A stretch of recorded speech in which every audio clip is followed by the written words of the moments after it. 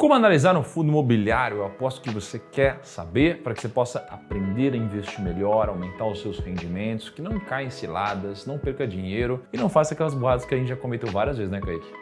Não pode.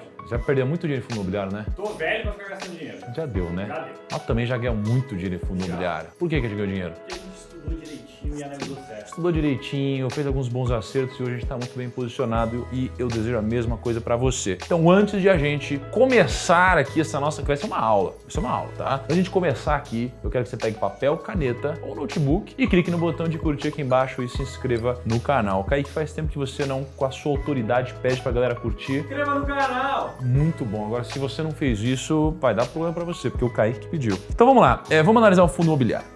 Primeiro, poxa, por que analisar fundo imobiliário? É claro que você quer escolher melhor, mas qual que é o benefício disso daqui? Bom, você tem duas opções para investir. Se você for investir, você pode seguir a média. Seguir a média, você basicamente é quase como você comprar todos os fundos imobiliários ao mesmo tempo. Então você não vai ter um desempenho acima da média, você vai ter o desempenho da média. Ou você pode escolher seus próprios ativos. Então imagina que você pode escolher os melhores fundos imobiliários, ou você pode acabar escolhendo os piores, se você tomar decisões erradas. Então aqui em cima você tem menos risco, aqui embaixo você tem mais risco. O risco pode trazer um resultado maior ou menor, dependendo do seu conhecimento. Então, o IFIX, ele trouxe esse rendimento aqui, tá? Esse aqui é um gráfico do IFIX. Então, ali no dia 1/8 de 2018, ele estava em mais ou menos 2.150 e aí ele oscilou pra caramba, subiu muito, caiu muito, depois subiu e está aqui na casa de 3.200. Isso daqui significa que nos últimos 5 anos, a média dos fundos imobiliários rendeu 49%, ou seja, 8,3% ao ano. Agora, se você está chegando agora no mundo dos investimentos, 8,3% ao ano é bom ou é ruim? Se você investir R$10 mil, uma rentabilidade de 8,3% ao ano, e aí você não mexe no dinheiro, em mais ou menos 15 anos, esses R$10 mil viraram 33 mil, em mais ou menos 29 anos viraram aqui 109 mil, em mais ou menos 40 anos 360 mil, em 50 anos viraram 538 mil. É uma boa grana, vai. É uma boa grana, não é, Kaique? É uma boa grana. R$10 mil virar R$500 mil é uma boa grana. Só que qual que é o problema? O problema é que, cara, são 50 anos. E o problema é que R$500 mil, por mais que seja um bom dinheiro, não aposenta ninguém. Então você precisaria investir mais ou melhorar a rentabilidade, você precisaria se esforçar um pouco mais aqui. E aí qual que é o ponto, né? Você tem, dentro de todos os fundos imobiliários, dentro da média, você tem fundos bons e fundos ruins. O que vai te fazer escolher um bom fundo ou um fundo ruim é o seu conhecimento. É isso. Talvez uma pitada de sorte, mas que vai sendo diluída ao longo das suas decisões. Então, por exemplo, esse fundo aqui no verde claro, né, azul claro, isso aqui é um verde ou um azul, aí?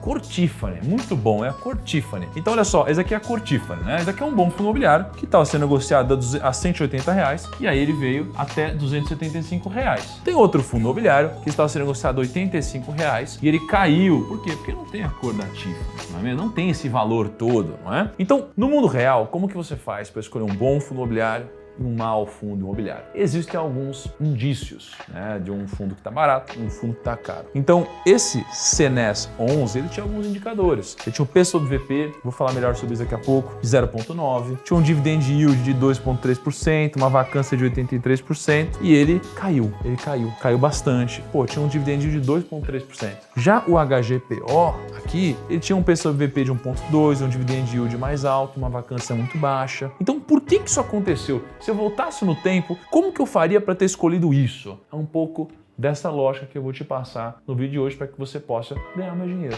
Nos últimos 5 anos, o HGPO, ele teve uma rentabilidade reinvestida os dividendos de 97,5%, que dá 14,6% ao ano. Então ele teve um rendimento quase o dobro da média dos fundos imobiliários. Mas quando você pega um rendimento que é quase o dobro da média, o impacto da sua rentabilidade não é o dobro, o impacto é muito maior, porque você tem juros compostos. Então os R$10 mil, os mesmos R$10 mil investidos a uma taxa de 14,6% ao ano, eles virariam aqui, ó, em 50 anos, R$9 milhões.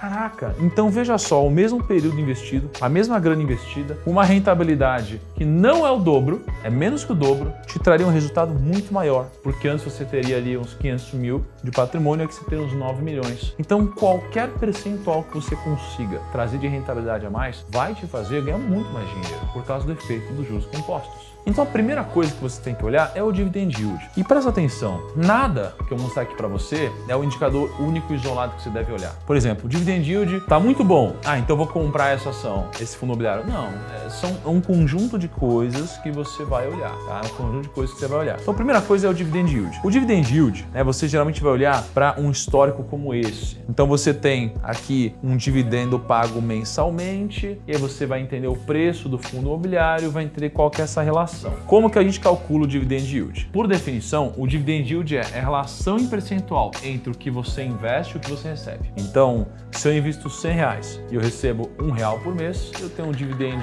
yield mensal de 1%, por exemplo, né? Como que eu calculo isso? Vou pegar aqui o exemplo anterior, tá? O CPTS11, um fundo imobiliário que tem essas características. Pagou 89 centavos de dividendo, tem um dividendo por ação nos 12 meses de R$9,60. Vamos fazer os cálculos. Imagina então que esse fundo imobiliário teve um rendimento de 89 centavos e o preço desse fundo imobiliário está em R$89.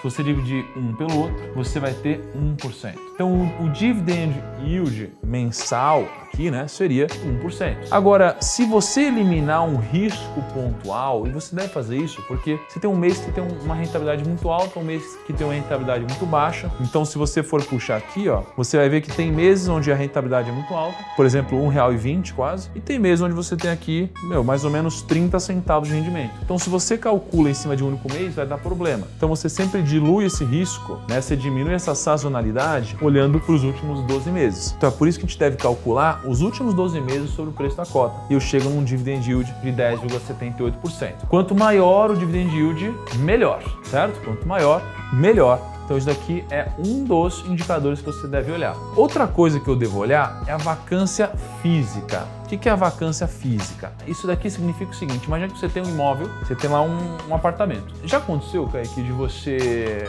morar de aluguel? Sim. Já aconteceu de você deixar de pagar aluguel? Não. Já aconteceu de você visitar um imóvel que não estava alugado na sua vida?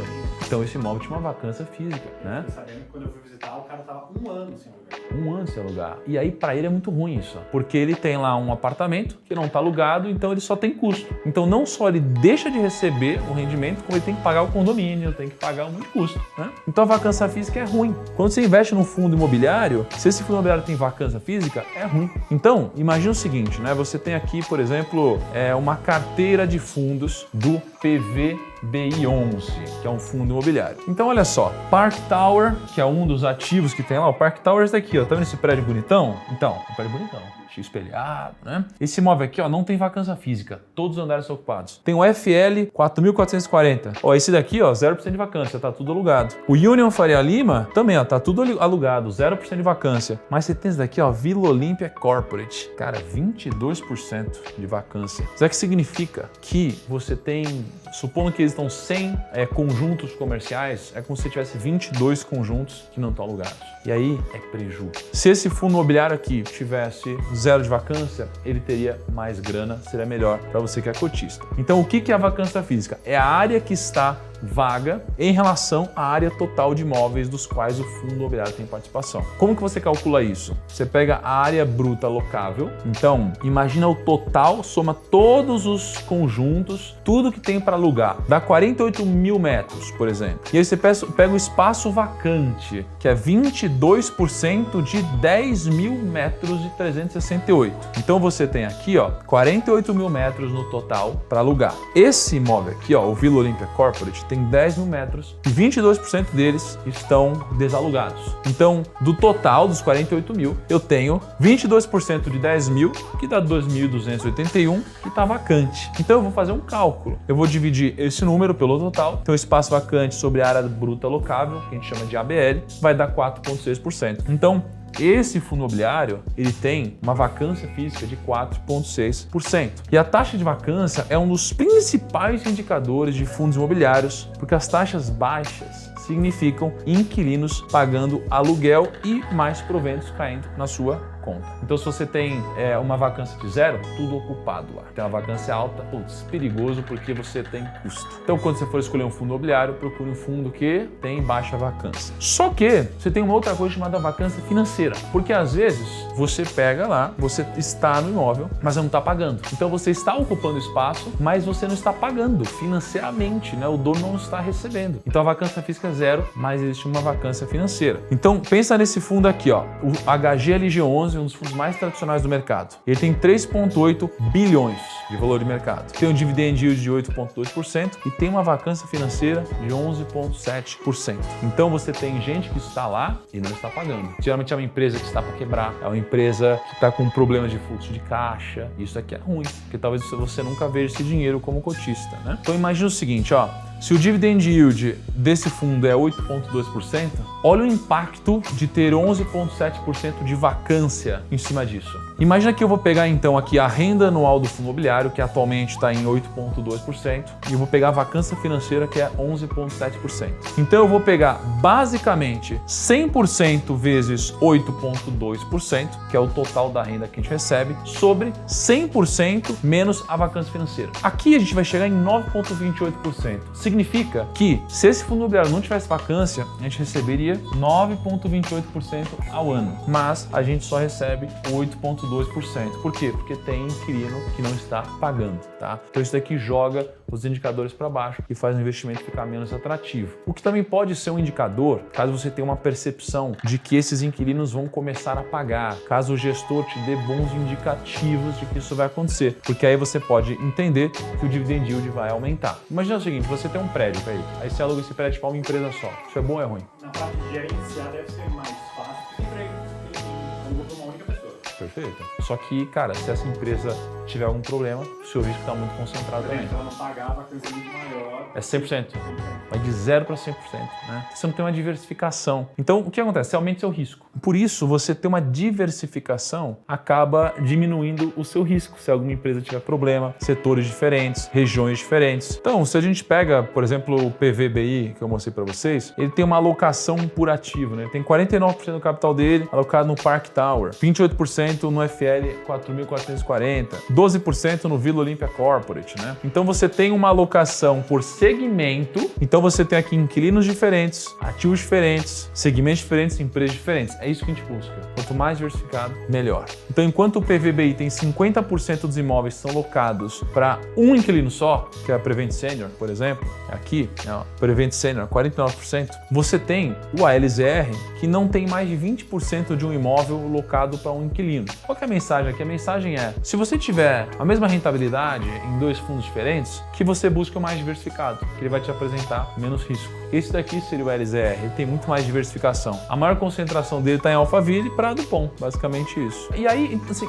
como que eu vou escolher então um bom fundo imobiliário? Bom, 3 coisas. Primeiro, região. Segundo, acesso. Depois, distribuição, né? Junto do preço que a gente já viu. Então, localização, a qualidade dela é muito importante. Tem gente que fala que você escolher um bom imóvel é local, local, local. Então, a gente vai passar por essas 3 coisas agora. Primeiro, região, tá? Então, quando a gente pega aqui o HGLG, a gente vê que 15% dos imóveis está em Vinhedo, 13% está em Itupeva, então você vai ter toda uma distribuição aqui. Por isso que, obviamente, uma vivência maior geográfica te ajuda a escolher bons fundos imobiliários. Então você precisa ter boas regiões, né? Poxa, os 5 estados principais aqui dos imóveis do HGLG são São Paulo, Minas, Rio de Janeiro, Santa Catarina e Pernambuco. Então são realmente regiões muito populosas. São regiões onde você tem um PIB interessante de uma forma geral. Outra coisa é o acesso, tá? Então se você for pegar os imóveis do HGLG, eles geralmente estão ao lado da rodovia Harris Bittencourt, né, próximo à rodovia dos Bandeirantes, então eles têm bom acesso, próximo à rodovia Anhanguera, ao lado da rodovia Harris Bittencourt também, então elas têm bons acessos aqui. Então é importante você pensar nisso, acesso aos imóveis. É igual quando você vai morar perto do escritório ou longe do escritório, você vai valorizar mais morar perto do escritório, você vai pegar menos trânsito. No trabalho ou nos galpões logísticos, é a mesma coisa. Em especial, por serem galpões logísticos, eles querem acesso, ou seja, eles querem proximidade a estradas e rodovias. Então, é isso que a gente deve buscar. E claro que tem peculiaridades em cada tipo de fundo imobiliário. E aí, em terceiro lugar, distribuição. A distribuição é basicamente o seguinte, olha, imagina se você fosse comprar cada um desses galpões logísticos. É muito difícil ter dinheiro para isso. Poucas pessoas têm. E quando a gente vai comprar algo, a gente precisa de 300 mil, 500 mil R$200 mil para comprar o imóvel. Só que no fundo imobiliário, às vezes com R$160, você pode virar sócio de 22 galpões logísticos diferentes. Então você tem aqui uma distribuição melhor do seu capital. Outro ponto muito importante, talvez um dos melhores indicadores aqui, seja o valor patrimonial contra o valor de mercado. Então pensa assim, ó, você tem o valor patrimonial, que é essa linha azul clara, você tem o valor de mercado. O valor patrimonial, ele é basicamente o quanto esse imóvel está avaliado. Então olha para esse imóvel, o especialista fala, esse imóvel vale R$1 bilhão. O valor de mercado é o quanto que as pessoas estão negociando esse imóvel no secundário. Quando o valor patrimonial está maior que o valor de mercado, você fala assim, cara, peraí, tem oportunidade aqui. Eu quero comprar um ativo que vale R$1 bilhão por 500 milhões. Então esse indicador, ele é muito importante. Como que a gente calcula ele? Basicamente eu vou pegar o valor de mercado do fundo imobiliário, por exemplo, R$81. Eu vou pegar o valor patrimonial por cota, que seria, por exemplo, R$91. Quando eu calculo um sobre o outro, nesse caso vai dar 0,89. 0,89 significa que ele é abaixo de 1. Quando ele é abaixo de 1, ele é bom. Quando ele é acima de 1, geralmente ele está mais caro. Não significa que é sempre caro ou barato, porque às vezes você vai estar disposto a pagar mais em algo que tem mais qualidade. Você vai topar pagar um pouco mais do que vale. Ou você vai acabar colocando um pênalti em algo que você acha que vai decair de valor. Então, geralmente, abaixo de 1 é melhor, acima de 1 é pior. E aqui eu coloquei uma tabela para a gente poder fazer alguns comparativos. Então, quando você faz a sua análise, você geralmente vai chegar em algo parecido com isso em algum momento. Então, você vai colocar todos os fundos imobiliários que você gostou, o dividend yield deles, a vacância física e financeira, concentração e valor patrimonial. Pelo menos você vai colocar isso, né? Então, você consegue ver, por exemplo, que o MXRF tem um dividend yield maior do que o PVBI. Você vê também que ele está sendo negociado mais caro, então você fala, pô, isso aqui é ruim. Então você começa a pensar, pô, isso aqui é bom, isso aqui é ruim. Isso aqui é bom, mas isso aqui é legal também. E aí você vai fazendo um filtro melhor, você vai decidindo o que você não quer investir, onde você não quer investir, o que você não quer comprar. Então às vezes você pode olhar para PVBI e falar, putz, dividend yield é 6,9, tem vacância, pô, e está sendo negociado acima do valor patrimonial, não quero esse fundo. Então você vai chegando a uma conclusão melhor sobre onde alocar o seu dinheiro. E aí, a gente tem algumas coisas interessantes aqui. Por exemplo, XPCM11 e FAMB11. Eles são monoativos. Eles têm apenas um único ativo no fundo imobiliário. E aí você olha para o valor patrimonial deles e fala, cara, tá muito barato. Bom, vamos ver então o que acontece com eles. Vacância de 85%, 89%. Caraca, vamos lá então. XPCM11, ninguém no prédio. Macaé, Rio de Janeiro, The Corporate aqui, Área bruta locável, 19 mil metros. Ele é concentrado em um único empreendimento que era alugado para um único inquilino, que era a Petrobras. Petrobras devolveu o imóvel, pagou uma multa para o fundo lá em 2019 e a última parcela do fundo paga em julho de 2023. Então aqui tem muita gente que olhou para isso daqui, Dividend yield, 13%. Nossa, tá pagando muito mais que os outros. De onde que vem essa grana? Você tem aqui esse imóvel fantasma, que era alugado para a Petrobras. Petrobras saiu do imóvel em 2019, pagou uma grana de multa e aí o fundo imobiliário decidiu distribuir isso daqui mensalmente. E aí os investidores achavam que tinha um dividend yield alto e não. Isso daqui está sendo distribuído como provento, sendo que não tem nenhuma previsibilidade de continuar pagando, porque isso aqui vai de um dia para a noite para zero. Outro exemplo é o FAMB11, né? O fundo imobiliário da sede da Caixa no Rio, era alugado para a Caixa entregou, desvalorizou 50% em 2 dias. E aí eles tentaram alugar depois para outros inquilinos que não conseguiram compor todo esse portfólio, porque ele era muito concentrado. E aí, o que aconteceu? As contas desabaram, o fundo está destruído e você tem aqui um universo fantasma. O que por um lado é muito ruim, por outro lado pode ser uma oportunidade também, só que não temos bola de cristal. Por isso que o importante não é a gente olhar para ele hoje, mas olhar para ele antes, quando ele tinha um único inquilino, para você entender que existe um risco muito grande que você corre ao investir num fundo imobiliário que tem um único inquilino. O que a gente viu então? A gente viu que o preço sobre o valor patrimonial é importante, o dividend yield é importante, a vacância física, a vacância financeira são importantes, a distribuição, localização, região, acesso são importantes. Tome muito cuidado com monoativos, coloque tudo isso numa tabelona e use como filtro para que você possa melhorar um pouco o seu processo de decisão, para aí sim você se aprofundar na análise. E aí que isso aqui te ajude a investir melhor em fundos imobiliários, porque eles podem ser ótimos investimentos ao longo prazo. Aliás, um recado também para vocês é que está chegando a Black Friday da FinClass. No único dia, durante 24 horas, você vai poder acessar a maior plataforma de educação financeira do Brasil por 50% de desconto. Só durante 24 horas. Então clica no link aqui de baixo para você assinar a FinClass no dia 24 por R$ 29,90 por mês. E, aliás, às vezes é difícil você fazer esse trabalho aqui sozinho. Na FinClass você tem um analista de fundo imobiliário que já fez esse trabalho com muito mais profundidade para você, te ajudando a escolher os melhores ativos e te entregando as recomendações também para te ajudar no processo de decisão. Clica aqui no link aqui embaixo. Até o próximo vídeo. Tchau!